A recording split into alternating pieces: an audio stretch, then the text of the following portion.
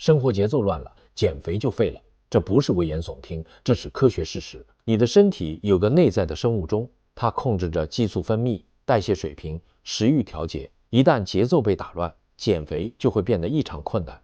什么叫规律的生活节奏？固定的睡觉时间、起床时间、吃饭时间、运动时间，让身体形成稳定的预期。